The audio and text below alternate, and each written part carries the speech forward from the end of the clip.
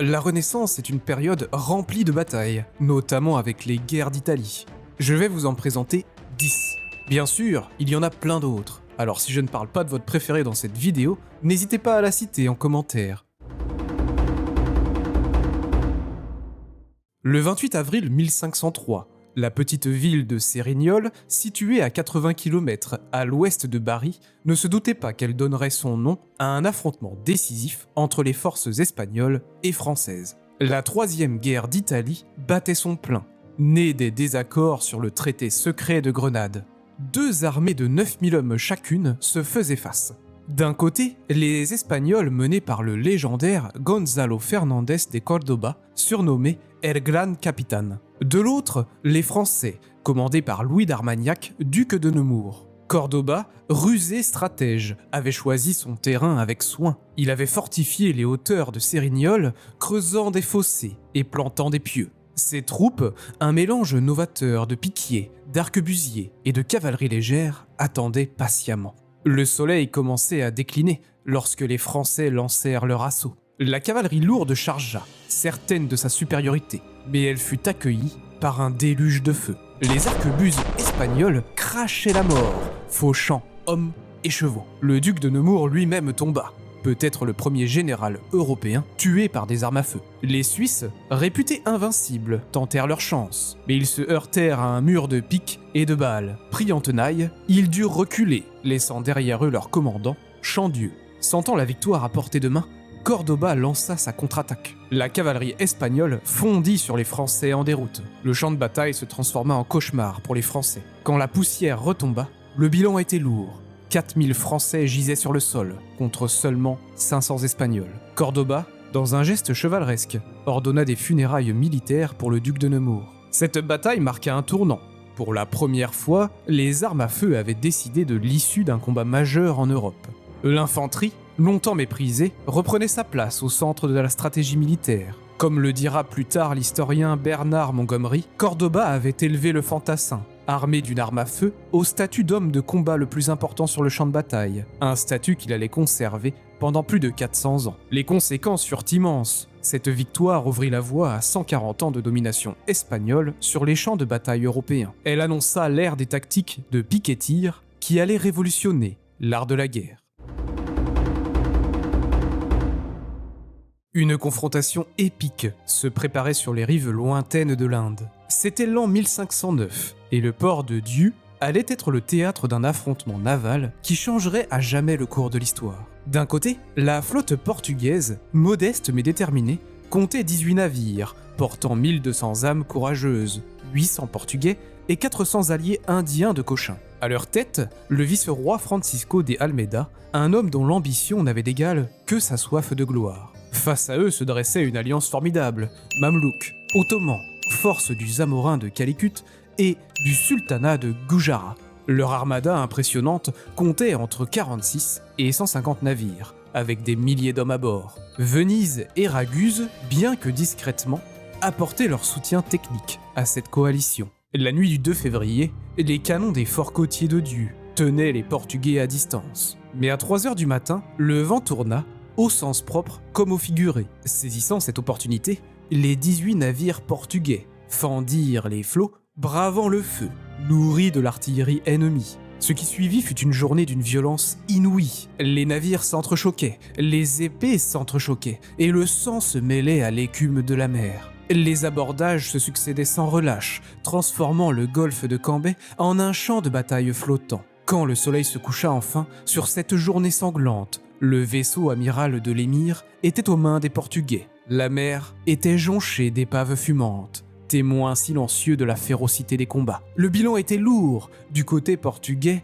32 vies fauchées et 300 blessés. Mais pour leurs adversaires, la défaite était écrasante. 1728 morts et presque toute leur flotte anéantie ou capturée. Cette victoire portugaise fut le coup d'envoi d'une nouvelle ère. Elle ouvrit la voie à la domination européenne sur les mers d'Asie, ébranlant l'hégémonie ottomane. Le Portugal s'empara de ports stratégiques en Inde et en Asie, s'assurant ainsi le contrôle du lucratif commerce des épices. Mais l'histoire ne s'arrête pas là. Cette bataille marqua le début d'une rivalité acharnée entre les empires ottomans et portugais. En 1538, Diu fut à nouveau le lieu d'un affrontement titanesque lorsque Soliman le Magnifique envoya une flotte impressionnante pour assiéger la forteresse portugaise nouvellement construite. Le 14 mai 1509, la petite bourgade d'Agnadel, nichée entre vignobles et collines, ignorait encore qu'elle donnerait son nom à une bataille décisive de la guerre de la Ligue de Cambrai. D'un côté se dressait l'armée française, forte de 30 000 hommes, menée par le roi Louis XII lui-même. De l'autre, les troupes vénitiennes, comptant 15 000 soldats, commandés par les cousins Orsini, Bartolomeo d'Alviano et Niccolo di Pitigliano. La Ligue de Cambrai, alliance entre la France, l'Empire, l'Espagne et la papauté, avait pour objectif de démanteler l'empire terrestre de Venise. La Sérénissime, longtemps maîtresse incontestée du commerce méditerranéen, voyait son hégémonie menacée. Alors que l'armée vénitienne se déplaçait vers le sud, l'arrière-garde d'Alviano fut surprise par un détachement français dirigé par Charles II d'Amboise. Alviano, positionné à Pandino, se hâta de disposer ses forces sur une crête surplombant les vignobles. Les premières tentatives françaises, d'abord avec la cavalerie, puis avec les redoutables piquets suisses, furent repoussées. Le terrain boueux et les fossés d'irrigation entravaient leur progression. Mais le roi Louis XII, arrivant avec le gros de l'armée française, changea la donne. Encerclant Alviano sur 3 côtés, les Français lancèrent un assaut dévastateur. Pendant 3 heures, la mêlée fut terrible, les ordres à peine audibles dans la confusion de la bataille. La cavalerie vénitienne tenta une charge désespérée pour soulager l'infanterie, mais fut rapidement submergée. Lorsqu'Alviano, blessé, fut capturé, la formation s'effondra. Plus de 4000 Vénitiens périrent ce jour-là, et 30 pièces d'artillerie tombèrent aux mains des Français. Pitigliano, qui avait évité l'engagement direct, vit son armée se désintégrer à l'annonce de la défaite. Il battit en retraite vers Trévise et Venise, laissant la Lombardie à la merci des Français. Les conséquences furent dévastatrices pour Venise. En un jour, comme le nota plus tard Machiavel, la République perdit ce qu'elle avait mis 800 ans à conquérir. Bergame, Brescia, Créma et Crémone tombèrent rapidement aux mains des Français. Les possessions vénitiennes en Romagne furent saisies par le pape, tandis que Vérone, Vicence et Padoue se rendirent à l'empereur. Cette bataille marqua le début du déclin de la puissance vénitienne sur le continent italien. Elle ouvrit la voie à des décennies de domination étrangère en Italie, redéfinissant l'équilibre des pouvoirs dans la péninsule. Le 11 avril 1512, les plaines de Romagne s'apprêtaient à subir un affrontement qui marquerait l'histoire des guerres d'Italie. Sous les murs de Ravenne, 2 armées se faisaient face, prêtes à en découdre pour le contrôle de l'Italie. D'un côté, les troupes françaises, menées par le jeune et fougueux Gaston de Foix, duc de Nemours, âgé seulement de 23 ans. De l'autre, l'armée de la Sainte Ligue, composée d'Espagnols et de forces papales sous le commandement de Raymond de Cardona. Bien que les chiffres exacts ne soient pas mentionnés, on sait que la bataille fut d'une ampleur considérable, faisant plus de 10 000 victimes. L'aube se levait à peine lorsque Gaston de Foix réunit ses capitaines pour un conseil de guerre. La situation était critique, des renforts suisses et vénitiens menaçaient le Milanais, et le temps pressait. Le jeune général, auréolé de ses récents succès à Bologne et Brescia, décida de forcer le destin. Dès les premières lueurs du jour, le grondement de l'artillerie résonna dans les plaines. Pendant 3 longues heures, les canons crachèrent la mort, fauchant des rangs entiers de soldats. Cette utilisation massive de l'artillerie marquait le début d'une nouvelle ère dans l'art de la guerre. Puis vint le moment de l'assaut. La cavalerie française chargea, suivie de près par l'infanterie. Les lignes espagnoles plièrent sous le choc, mais ne rompirent pas. La mêlée fut terrible, les fracas des armes et les cris des combattants emplissant l'air. Alors que la victoire semblait à portée de main, Gaston de Foix, emporté par son ardeur, se lança dans une charge téméraire. Ce fut sa dernière. Le jeune héros tomba, sous les coups ennemis, payant de sa vie son audace. Malgré la perte de leur chef, les Français l'emportèrent. L'armée de la Sainte Ligue fut mise en déroute, laissant un champ de bataille jonché de cadavres. Le lendemain, la ville de Ravenne fut mise à sac, ajoutant à l'horreur de cette journée sanglante. Pourtant, cette victoire eut un goût amer. Privés de leur brillant général, les Français se retrouvèrent dans une position précaire. La mort de Gaston de Foix fut comparée à une défaite, tant elle affecta le moral des troupes. Malgré leur triomphe, les Français durent bientôt se retirer de Lombardie, menacés par l'arrivée de renforts ennemis. La victoire tactique se transforma en retraite stratégique. Cette bataille marqua un tournant dans l'histoire militaire. Elle signa la fin des charges de cavalerie en armure de type médiéval et consacra l'importance croissante de l'artillerie sur le champ de bataille. Elle fut aussi perçue par les Italiens comme le début d'une brutalisation de la guerre avec ses lourdes pertes et ses exactions contre les civils.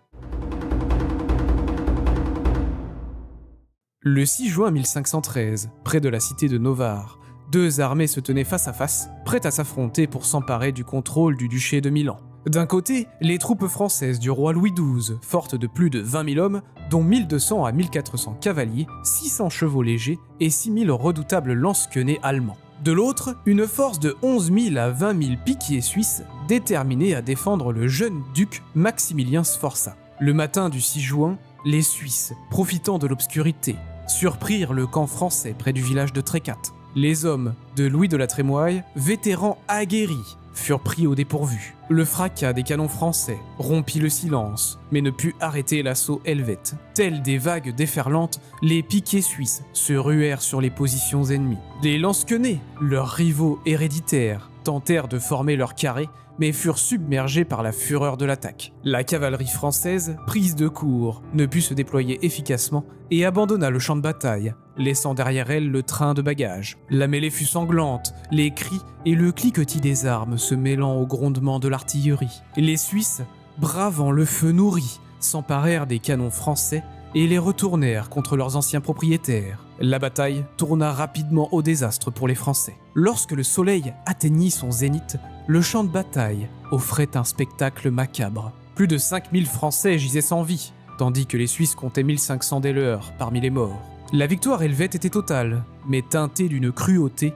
inhabituelle. Les centaines de lance-quenets capturés furent exécutés sans pitié. Louis XII, humilié, dut se résoudre à abandonner ses prétentions sur le Milanais et à se retirer d'Italie. Les Suisses, au fait de leur puissance militaire, s'imposèrent comme les maîtres temporaires de la Lombardie. Cette victoire marqua l'apogée de la Confédération suisse sur la scène européenne. Néanmoins, elle annonçait aussi la fin d'une époque. Les tactiques de guerre évoluaient, et bientôt, la suprématie des piquiers suisses serait remise en question par l'avènement des armes à feu et de nouvelles formations militaires.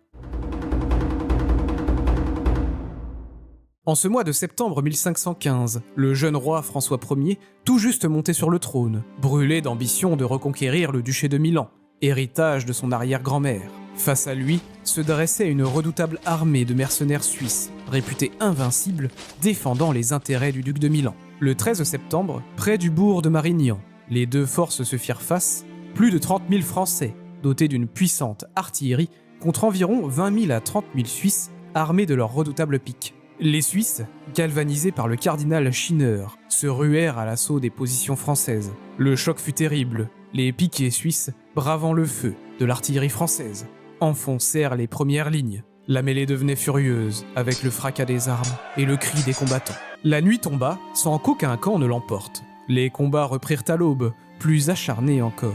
C'est alors que survint le coup de théâtre, l'arrivée des renforts vénitiens, alliés de François Ier. Cette intervention inattendue fit basculer la bataille. Pris en tenaille, les Suisses, malgré leur bravoure légendaire, durent céder. Vers 11 h, ils battirent en retraite vers Milan, laissant derrière eux un champ de bataille jonché de cadavres. Le bilan fut effroyable. Entre 9 000 et 10 000 Suisses et 5 000 à 8 000 Franco-Vénitiens perdirent la vie en ces 2 jours sanglants. Jamais une bataille n'avait été aussi meurtrière depuis l'Antiquité. François Ier entra triomphalement dans Milan le 11 octobre. Le pape Léon X reconnut le jeune roi comme nouveau duc de Milan. Le Concordat de Bologne, signé en 1516, régla pour 3 siècles les relations entre la France et la papauté. Les Suisses, quant à eux, signèrent une paix perpétuelle avec la France, s'engageant à servir désormais la couronne française. Ainsi, sur les plaines de Lombardie, le jeune François Ier avait gagné ses éperons. Cette victoire éclatante, acquise dès la première année de son règne, allait forger sa légende.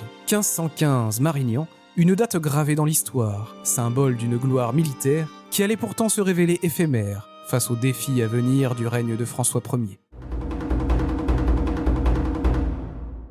Le matin du 24 février 1525, près des murs de Pavie, 2 armées colossales allaient s'affronter. D'un côté, les troupes françaises de François Ier, fortes de 28 000 hommes, assiégeaient la ville depuis octobre. De l'autre, L'armée impériale de Charles Quint, comptant 23 000 soldats, venait au secours de la garnison de 6 000 hommes enfermés dans Pavie. L'aube n'avait pas encore percé lorsque les impériaux, guidés par le marquis de Pescara, lancèrent leur offensive. Profitant de la brume, ils ouvrirent des brèches dans les murs du parc Visconti, prenant les Français par surprise. Dans un premier temps, l'artillerie française, sous le commandement de Galliot de Genouillac, fit des ravages dans les rangs ennemis. Les canons crachaient la mort, fauchant les lansquenets allemands qui se réfugièrent dans le lit de la rivière vers Navola. C'est alors que François Ier commit l'erreur fatale qui allait sceller son destin. Emporté par son ardeur chevaleresque, il chargea à la tête de sa cavalerie, masquant le feu de sa propre artillerie. Cette décision impulsive allait se révéler désastreuse. Le marquis de Pescara, fin stratège, saisit l'opportunité. Il déploya 1500 arquebusiers espagnols qui prirent en enfilade la cavalerie française. Le fracas des armes à feu se mêla au hennissement des chevaux blessés et aux cris des hommes tombant sous les balles. La bataille tourna rapidement au cauchemar pour les Français. Pris en tenaille entre les arquebusiers et la cavalerie légère impériale, ils furent décimés. La fuite des mercenaires suisses et du duc d'Alençon acheva de désorganiser l'armée française. Au milieu du chaos, François Ier se battit avec bravoure, mais blessé et démonté, il fut finalement capturé. La fleur de la chevalerie française gisait sur le champ de bataille, la Trémoille, la Palisse, Bonnivet, tous étaient tombés. Le bilan fut effroyable, les Français perdirent environ 10 000 hommes, dont la moitié de mercenaires suisses. Du côté impérial, on compta environ 1500 victimes. François Ier, fait prisonnier, fut emmené à Madrid. Il dut renoncer à ses prétentions italiennes et signer un traité humiliant. La bataille de Pavie marqua la fin des ambitions françaises en Italie et consacra la suprématie des Habsbourg en Europe. Par conséquent, en ce jour funeste de 1525, s'acheva brutalement le rêve italien de la France. Au printemps 1527, la ville éternelle s'apprêtait à vivre l'un des épisodes les plus sombres de son histoire. Rome, joyau de la Renaissance, allait subir la fureur des armées de Charles Quint. Le 6 mai, aux premières lueurs du jour, une armée de 30 000 à 35 000 hommes se tenait aux portes de la cité. Lansquenets allemands, soldats espagnols et italiens, tous unis sous la bannière impériale, attendaient le signal de l'assaut. Face à eux, une maigre défense de 5000 hommes, dont la valeureuse garde suisse pontificale. Le connétable de Bourbon, à la tête des assaillants, donna l'ordre d'attaquer. Ironie du sort, il fut l'une des premières victimes, fauché par un tir d'arquebuse alors qu'il escaladait les remparts. Sa mort, loin de freiner l'ardeur des troupes, déchaîna leur fureur. Les défenseurs, submergés, cédèrent rapidement. Le pape Clément VII, protégé par ses fidèles gardes suisses, parvint à se réfugier au château Saint-Ange. Ce fut le début d'un cauchemar qui allait durer 8 longs mois. La ville fut livrée à une soldatesque sans foi ni loi. Pillage, viol, meurtre, profanation. Rien ne fut épargné à la population romaine. Les églises furent saccagées, les palais vidés de leurs trésors. On vit même des lansquenets luthériens parodier des cérémonies religieuses élisant un pape Luther au cri de Vivat Literus Pontifex. Le bilan humain fut catastrophique. Sur les 55 000 habitants que comptait Rome avant le sac, seuls 10 000 environ survécurent. Aux violences s'ajoutèrent bientôt la famine et la peste, frappant sans distinction, assaillant et assiégés. La Ligue de Cognac, alliance anti-impériale, fut considérablement affaiblie. Le prestige de la papauté en sortit durablement entaché. Rome, qui avait été le cœur battant de la Renaissance, perdit son statut de capitale culturelle de l'Europe. Paradoxalement, ce cataclysme eut aussi des effets inattendus sur l'art européen. De nombreux artistes, fuyant le chaos, se dispersèrent à travers l'Europe, propageant le style maniériste, né à Rome. La cour de François Ier à Fontainebleau devint notamment un refuge pour ses talents en exil. Charles Quint lui-même fut profondément affecté par ces événements qu'il n'avait pas ordonnés. Plongé dans le deuil, il dut faire face à une vague d'indignation à travers l'Europe. Ses conseillers s'efforcèrent de justifier l'injustifiable, présentant le sac comme un châtiment divin contre la corruption de l'Église. Le 10 août 1557, aux portes de Saint-Quentin, deux titans s'apprêtaient à croiser le fer pour le contrôle de la France et la suprématie en Europe. D'un côté, l'armée espagnole et savoyarde, forte de 60 000 hommes, dont 5 000 cavaliers, menée par le brillant Emmanuel Philibert de Savoie, lieutenant général du roi Philippe II d'Espagne. De l'autre, les forces françaises d'Henri II, comptant 18 000 fantassins et 6 000 cavaliers, sous le commandement du connétable Anne de Montmorency.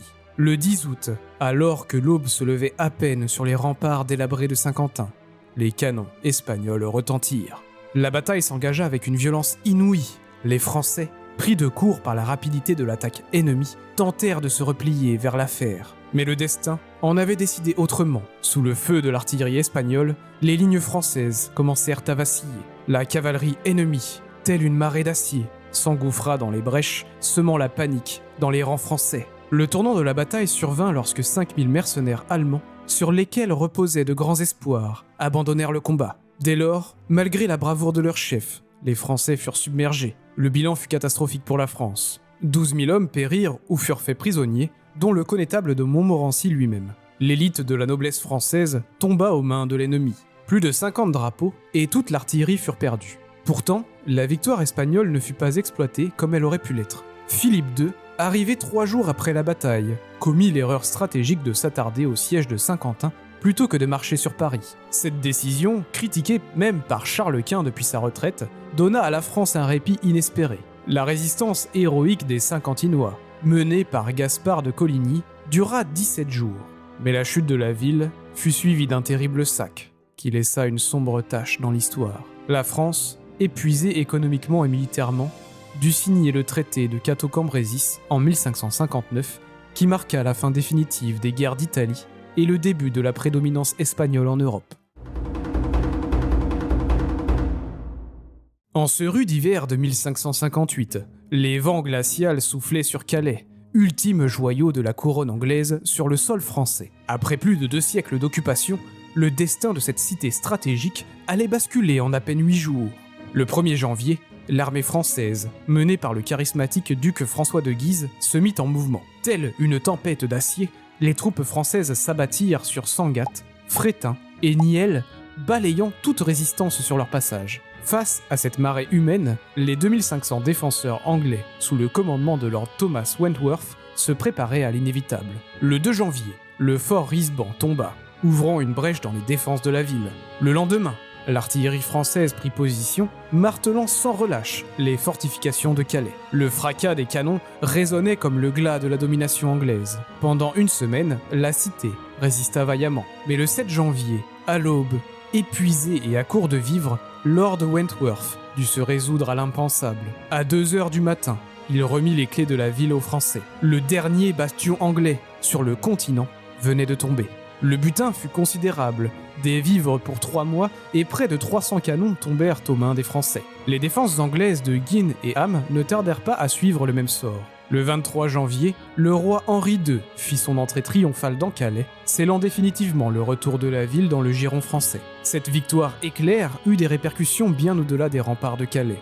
Pour la France, c'était un triomphe stratégique et symbolique. Elle effaçait l'humiliation de la défaite de Saint-Quentin quelques mois plus tôt et renforçait sa position dans les négociations de paix à venir. Pour l'Angleterre, la perte de Calais fut un choc. Cette défaite marqua la fin des ambitions continentales anglaises et le début d'une nouvelle ère tournée vers les mers et les colonies. Le duc de Guise, artisan de cette victoire, vit sa popularité atteindre des sommets. Son triomphe à Calais allait façonner le destin de la France pour les décennies à venir, pavant la voie à l'ascension de la puissante famille de Guise. Si cette vidéo vous a plu, vous pouvez aller voir 10 batailles de France perdues d'avance qui s'affichent à l'écran. N'oubliez pas de liker cette vidéo et de vous abonner pour plus de récits captivants et terrifiants.